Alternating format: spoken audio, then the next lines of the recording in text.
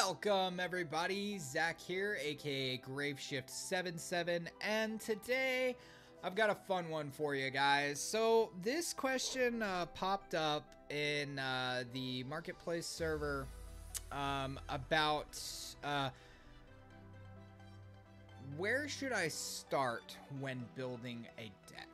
And I feel like this is something that needs to be addressed because I don't think it's talked about enough. There are deck profiles, but there's really never anything talked about as far as going about building a deck inside of Elestrals. So we're going to go ahead and address some key points here, and I hope that this video helps you a little bit understand how to construct your own deck within this game. So Elestrals is interesting in the fact that your life points also serve as your resource. Now this resource is also in a separate deck. So you have a 20 card spirit deck and a 40 card main deck. Now what you really want to try to do is build your spirit deck based off of what you put into your main deck. Where I like to start as far as deck building is so you want to choose your element, right? You want to choose an element that you would like to try. So I've got a deck that me and Chaos actually constructed together that I'm going to be using in the casual tourney. So I am going to kind of give you a little bit of insight into this deck while also providing a deck profile. So the deck we are going for is called Bag of Winds Spinosect. So when starting your deck building, you want to choose an element, right? In this case, we chose Earth. So from there, you want to go, okay, do I want to include any Ascension lines, any boss Elestrals? In this case, yes. I chose Spinosect, which is a 2-drop, 1 Earth, 1 Wind boss Elestral. So you know that you're going for Earth, and you know that you're going to include your boss Elestral. So in this case, we got Spinosect. Now, however many copies you want to run of this Elestral all depends on what you decide to throw into the deck. So this deck got tweaked a little bit, a couple of times during our deck building and play testing with it. So initially the deck had 3 Spinosect in it, right? But there came periods during the play testing where we were bricking too much on the Spinosect. So the Spinosect is a 2-drop, and you only are able to get out this card if you have an established board state and you have an Elestral that you can ascend off of, unless you have any special ascension mechanics, which this deck does not include any. So we were bricking on it with 3 copies. So we brought it down to 2, and that's okay. You might even run 1 copy, but in that case, it's kind of like if I'm running 1 copy, it's kind of difficult to, pull off the strategy because you're a lot less likely to get it. But anyways, moving on, we're starting with Earth. We're starting with our boss Elestral in Spinosect. So from there, you want to go with a ratio that I think is probably the most comfortable in this game, and that is probably around 14 to 15 Elestrals. Not including Spinosect, and that is because it is a 2-drop. So if you're running 2 Spinosects, you want to run 14 to 15 1-drop cost Elestrals, and that is just to kind of help with the consistency of the deck. It'll help it perform a lot better. You won't brick too often, hopefully, on your 2-drop. So with the Elestrals package, we are in Earth. So if you're running Earth, 9 times out of 10, your go-to 3 of Elestral is going to be Viscerous. So we are indeed running 3 copies of Viscerous. This is just our offensive pressure. It thins your deck out because it searches for itself when it destroys another Elestral. So now we're sitting at 3 Elestrals. Now, there is another card that we are running in this deck, which searches 1-drop Earth Elestrals, such as Viscerous. and that'll add more deck thinning, and it'll also add more consistency to the deck, and that is Rummagem. So we are running 3 copies of Rummagem in this deck. So we've got the 3 copies of Rummagem, the 3 copies of Viscerous, and the 3 copies of Spinosect. So we're at 6, quote unquote 6. Technically 8, but like I said, you want to go down from your 2 drops to include these 1 drops. So also for searching, deck thinning, and the like, we are running 3 copies of Paleoth. Paleoth is a really interesting Earth Elestral that, when it is destroyed in battle or by an opponent's card effect, you can search your deck for up to 2 Earth Elestrals that have the same name, and then send 1 to your underworld and add the other to your hand. So what this does is, if we get Paleoth out on board and it gets destroyed via earthquake, via battle, however you want to slice it or dice it, you can go in and you can search out your Spinosect. You can send 1 to the underworld and put 1 in your hand. So now you have your Spinosect locked and loaded and ready to go. But if you've already got your Spinosect in hand and you're just looking for a little bit more offensive pressure, you can go and search out a Viscerous. If you need to go in and you need to kind of filter your deck through a little bit more, you can grab Rummagem. So we have 3 Elestrals at 3 of that are a consistency tool. Viscerous searches for Viscerous, Rummagem searches for Paleoth or Viscerous, Paleoth searches for any of these. So you can do this any number of times. This is just a big consistency factor. Moving on from there, we're going to add a couple more Elestrals here. So in this deck, we are running a very small fruit engine, and this is going to add to the overall consistency of your deck. And what I mean by that is we are running Drataya, and we're running Drataya at 2 of.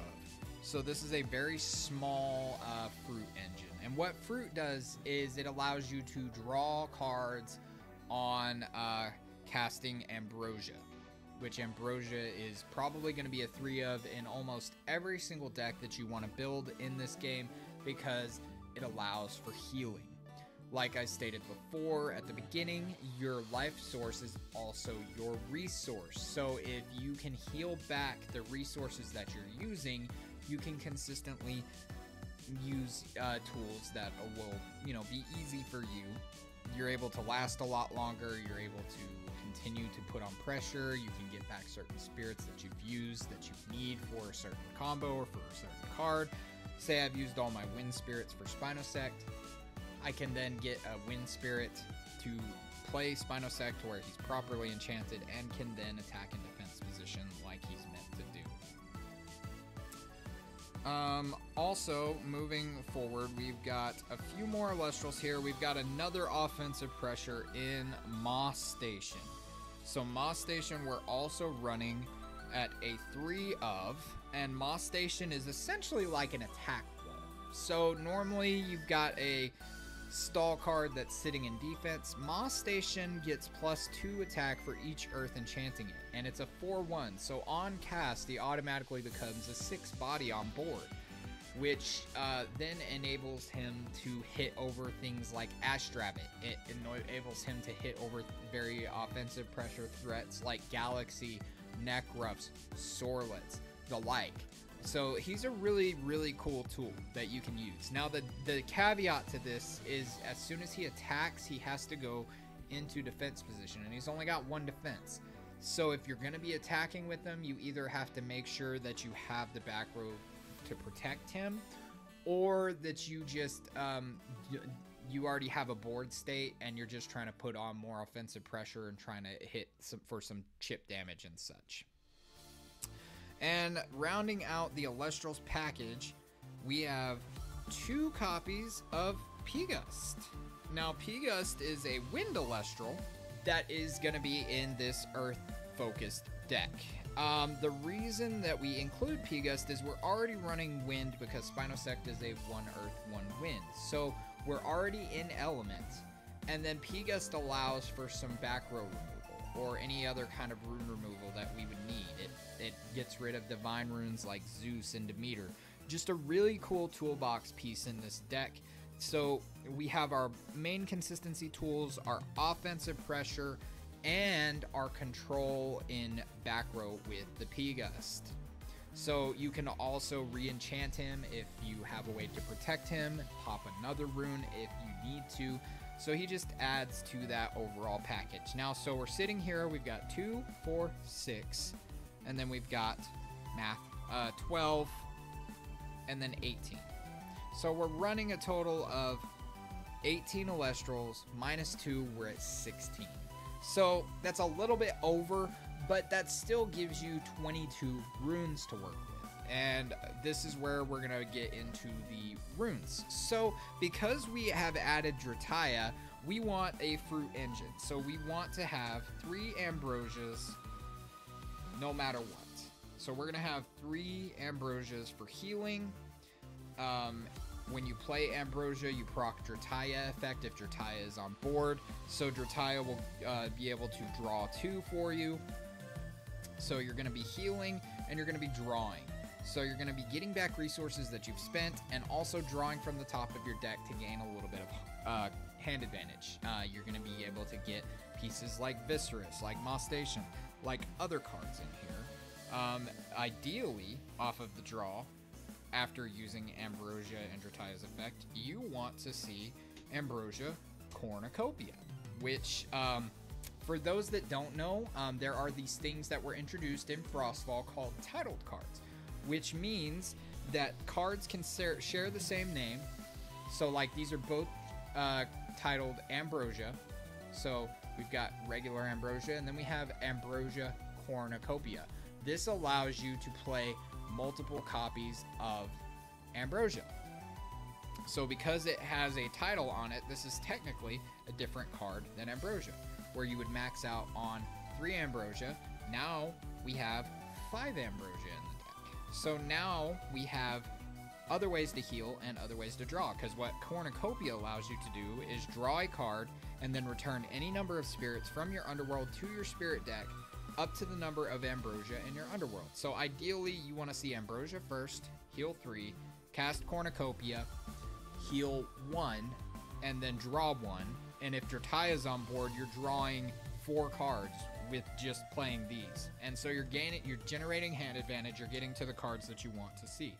And the cards that you want to see in this deck are your counter runes.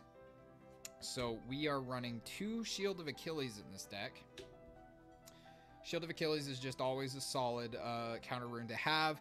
You can bounce an Elestral that's attacking you, so you can keep things on board like your Drataya, like your defense position Moss Station, like your Pust to continue to put pressure on and pop runes. We're also running 3 copies of Poison Tipped Arrow, which is a removal card. It on cast of an Elestral, you give your opponents -2 attack until the end phase, and then during that turn's end phase, you can expend spirits equal to the cost of that creature to destroy it. So if they've got a 1-drop Elestral, you would cast Poison Tipped Arrow, and then during the end phase, you would expend 1. If they've got a 2-cost Elestral like Spinosect, you would cast it with 1 and then expend 2 during the end phase in order to destroy it. It's really good removal and a really solid counter rune that you want to have in the deck. We're also running 2 Gorgon's Gaze. Probably should be running 3 of these, but I am running 2. 9 times out of 10, you want to run 3 Gorgon's Gaze, but in this instance, I don't think that it's going to affect us too poorly when we have the slew of counter runes that we have, including Tsunami, which is usually a staple in most decks that you're going to see play against, because it changes all non-water enchanted Elestrals to defense position. So if they're playing Thunder, you cast Tsunami, all of their Elestrals go to defense position. Very huge, very clutch, and it can win you a game. Now, you want to balance out the amount of counter runes to invoke runes. So you want to have your healing and your draw tools, right? We've even got, for a little bit of extra draw tool in this deck, a one-off of Nectar of the Gods.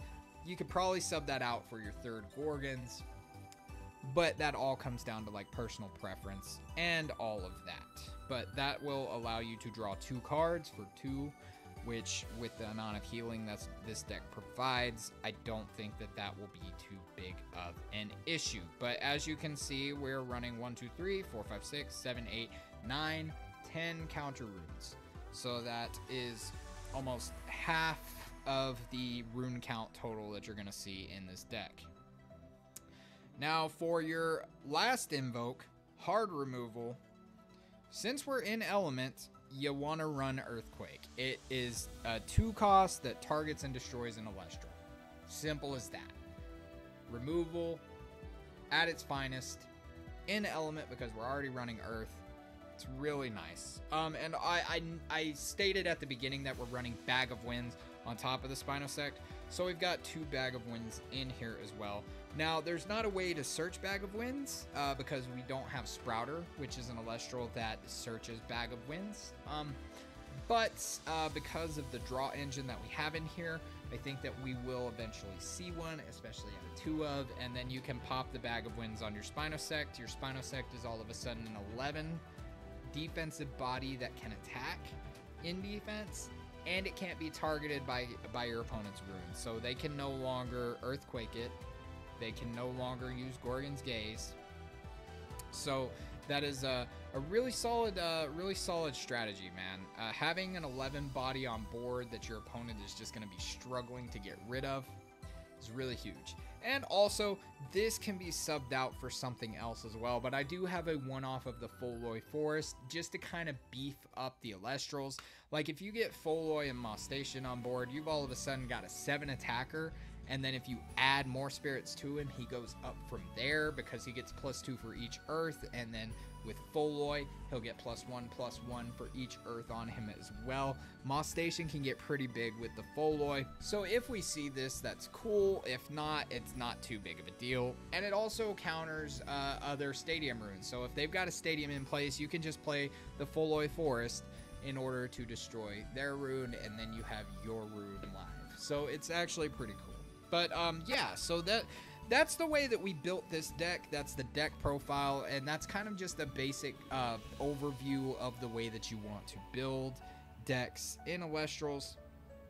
I know that this is kind of like a pre-conned, already built deck, but I hope that me explaining what I was thinking through the thought process of the deck build kind of helps you with whatever you're trying to build. So, you know, you got to have your balance of Elestrals, 2 runes. You want to make sure you've got a nice suite of counter runes to go against your opponent to prevent them from doing what they're trying to do. You want to have some sort of removal in the form of Earthquake or even resting on your laurels. PTA, always a solid choice for removal. You know, we've got the healing, we've got the draw engine in here.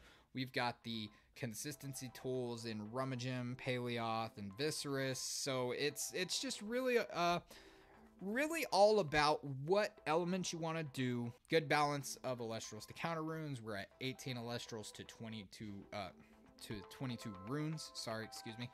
We've got 10 of those 22 are counter runes, and then 3 of the invokes are removal, which is always nice. We're in element as well, which means Earthquake costs earth, so I don't have to tech in more spirits where I'm already teching in spirits for the Tsunami, and the wind for the Piga, Spinosect, and Bag of Winds, which I'm about to get to the spirit math and break down a little bit about how that works compared to what we have here. So. All right, so when building a spirit deck based off of your deck build, you want to lean more heavily into the more focused element.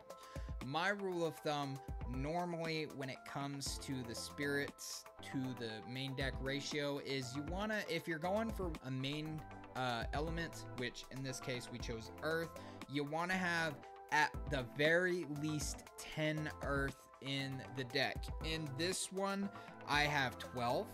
And that is because Cornucopia costs 2. That is because Earthquake costs 2. And because you're using a lot of the earth spirits for the consistency tools like Paleoth, like Viscerus, and Ragim. So you'll want to make sure that you've got plenty of earth to work with, and you can also expend these earth when you get hit for damage and the like. Also, for those tsunamis, we are running 2 water spirits. Now, the reason you run 2 water spirits for the 3 tsunamis, so if you are out of element, you want to, if it's a 1-cost water card like Tsunami, and you're running 3 of them, you want to run 1 less water spirit than the amount of runes that you see.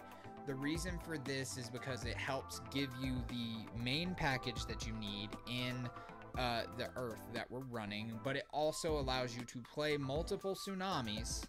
But because there are 3 copies of Tsunami, the likelihood you're going to see all 3 is very slim. You're just going to see it more often than not. But worst case scenario, you heal back the water if you do have a tsunami that you draw. Also, because we have the Spinosect, we have the Pust, and we have the 2 Bag of Winds, that is a total of 2, 4, 6, 8 wind in our deck completely. So because of that, we are running 6 wind spirits. Now, this is a really good ratio because you need the wind for the Spinosect. You need extra wind spirits for Pust effect. If that's the only thing that you have, you can re-enchant it to get rid of problematic back row. And also for the Bag of Winds, which is very expensive, which costs 2. So say you're out of element and you're running a water deck, but you want to run Earthquake. If you're running 3 Earthquake, rule of thumb is to run 4 Earth Spirits. Again, like I said, similar to the Tsunami, it just allows you to cast 2 of them, and then you are able to use Ambrosia if you happen to pull the 3rd one to get those spirits back to use it when you need it. Same rule of thumb here. We've got 8 total wind card, or 8 cost wind cards, I should say, because there's 6 total wind cards, so we have 6 total wind spirits. 2 of those are double wind, which is Bag of Winds, but that is basically how the math breaks down with building your spirit deck. But thank you guys for tuning in for this. Hopefully I explained things well enough. If you are still confused, please let me know down in the comments below. I will happily explain anything that I did not get to in this deck profile, and hopefully I broke it down clearly enough and plainly enough that you can kind of understand the gist. Thank you so much for tuning in. Don't forget to like and subscribe if you've made it this far. It really helps with the YouTube algorithm. I would appreciate it very much. And I will catch you guys on the next one. Peace!